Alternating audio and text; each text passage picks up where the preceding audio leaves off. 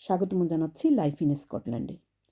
Life in স্কটল্যান্ডের আমি ১ সপ্তাহ আগেই একটা ভিডিও দিয়েছিলাম, যেটা হচ্ছে ডিসকভারি পয়েন্টের উপরে। যে জাহাজটা আপনাদেরকে দেখাবো বলেছিলাম, ওই জাহাজটায় যাওয়ার আগেই একটা মিউজিয়াম আছে। এই মিউজিয়ামের ভিতরে কী কী আছে আমি দেখাচ্ছি। তো এখানে যেমন ওই জাহাজের লোকজনরা যখন হেভি স্নো হতো তখন কিভাবে কাজ করতো সেই জিনিসগুলো রিক্রিয়েট করার চেষ্টা করেছে ওনারা। জিওলজিক্যাল যে রিসার্চগুলা করতেন সেগুলা কিভাবে সংগ্রহ করতেন, তো এখানে ওই জিনিসগুলো রিক্রিয়েট করে মানুষকে বোঝানোর চেষ্টা করেছে সেই সময় তারা কিভাবে সব তথ্য সংগ্রহ করতেন, কত কষ্ট করে কাজ করতেন। তো এখানে দেখেন, এটা স্লেজের মধ্যে সব ওদের দরকারি জিনিসপত্র বাঁধছে, যে ওরা জাহাজ থেকে নেমে যখন দূরে কোথাও যেতেন তখন ওরা কিভাবে এই জিনিসগুলো নিয়ে যেতেন। এখানে একটা যেটা রিক্রিয়েট করেছে আইসের মধ্যে পানি, মানে ওরা গর্ত করে পানি কিভাবে সংগ্রহ করত সেটা এটা বোঝাতে চেষ্টা করেছে এখানে। আর এখানে কিছু ড্রেস রেখেছে, জুতা রেখেছে, যে ওই টাইমে কী ধরনের জামা কাপড় ওরা পরতো, জাস্ট ওইটারই একটা মানে অবয়ব সৃষ্টি করেছে। আর এখানে সায়েন্টিফিক রিসার্চের দেয়া।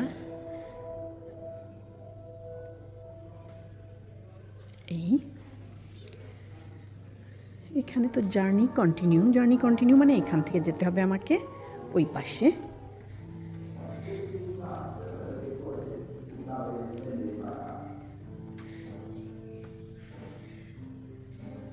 এটা হচ্ছে এক্সিবিশন কন্টিনিউ দিয়েছে, যে এখান থেকে আমি কন্টিনিউ করতে পারি। তো এখানে হচ্ছে রেস্কিউ অ্যান্ড রিটার্ন, কোনো বিপদ আপদ হলে ওরা কীভাবে রেস্কিউ করতো পিপলদের, ওটা দেওয়া আছে। আপনারা পজ করে পড়তে পারেন। সেখানে ৩ জনের ছবি দেওয়া আছে, কারা এই কাজগুলো করতেন, তদারকি করতেন। আচ্ছা, hero of the ice discoveries man, যারা এই ডিসকভারি জাহাজের মধ্যে ছিলেন, কাজ করতেন, পরিচালনা করতেন, তাদেরই ছবি দেয়া। এরাই হচ্ছে main hero.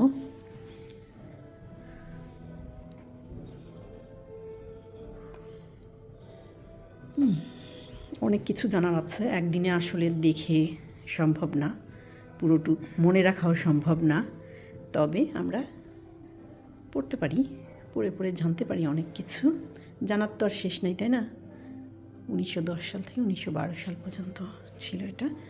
R to strive to seek to find and do not yield, এই যে জাহাজের মডেলটা, এটা ডিসকভারি ওশান অডিসি।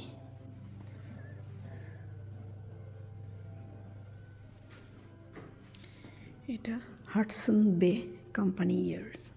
এখানে Hudson Bay company war service, এই মডেলটা অনেক সুন্দর করেছে।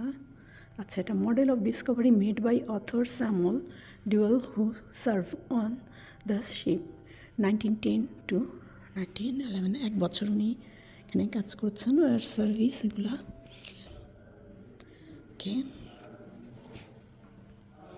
সেখানে দিয়েছে লন্ডন হাডসন বে 1905 সাল থেকে 1911 সাল পর্যন্ত ছিল। নিউ ইয়র্কে ছিল আর্চান গ্যালস্ক 1915, রেস্কিউ অফ সাকলেটন 1916, সাউথ রাশিয়ান ভেঞ্চারে ছিল 1919 থেকে 20 পর্যন্ত, ওশেনগ্রাফিক এক্সপেডিশন 1925 থেকে 27, ব্যাঞ্জরে ছিল, ব্যাঞ্জরে 1930 থেকে 31, মানে 2 বছর। ম্যাপটা দিয়ে দিচ্ছে, এখানেও কিছু জিনিসপত্র আছে।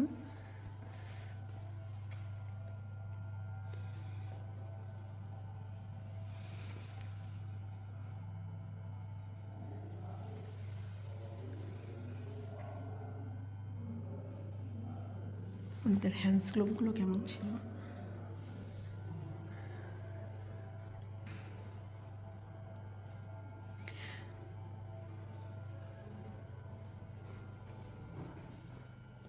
এখানে অনেকগুলো মুভি আছে বসে বসে দেখার জন্য। From kindly photography প্যানিয়ার।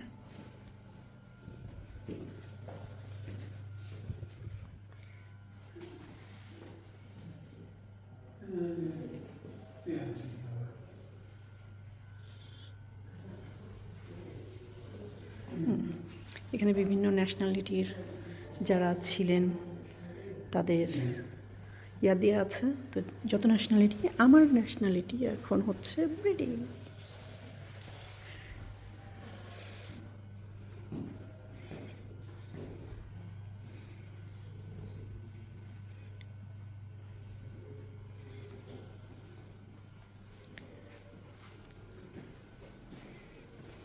একটা ওয়েট মেশিন আছে, এখানে দেয়া আছে choose one blue weight and place it on the blue scale. তো ব্লু স্কেল হচ্ছে এটা। আর এখানে দেওয়া আছে choose one red weight and place it on the red scale. Okay, let's see কী হয়। হ্যাঁ, আমি এখান থেকে একটা ব্লু নিলাম, নিয়ে ব্লুটার মধ্যে দিলাম।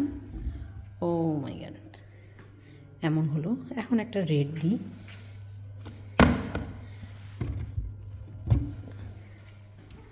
ও এর মানে লালগুলো ভারী বেশি। আচ্ছা, ব্লু আর একটা আমি, ব্লুগুলো কিন্তু একেবারেই হালকা, অল্প একটু নড়লো। আর রেডগুলো এত ভারী হওয়ার কারণ কি আমি জানি না। রেড সাইডটা ভারী, ব্লু সাইডটা হালকা। কারণটা কি? কারণটা,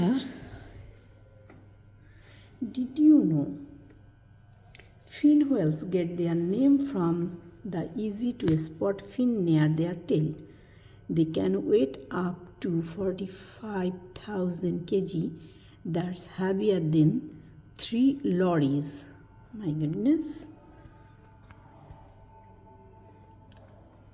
আচ্ছা, এটা হচ্ছে the blue whale, the largest animal in the world.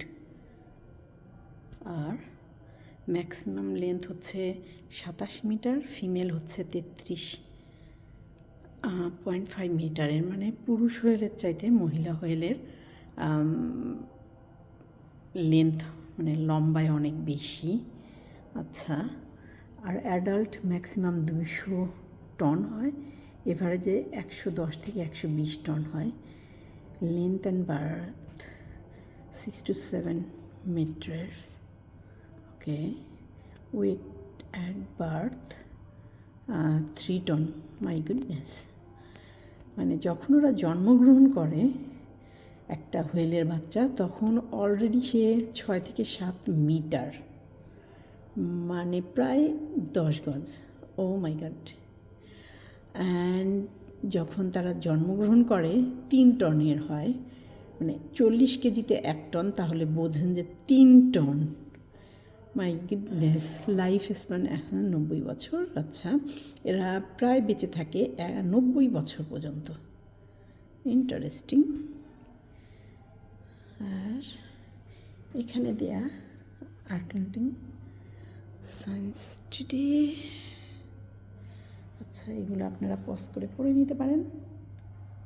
ওকে, এখানে কি আছে? এখানে হচ্ছে এটা,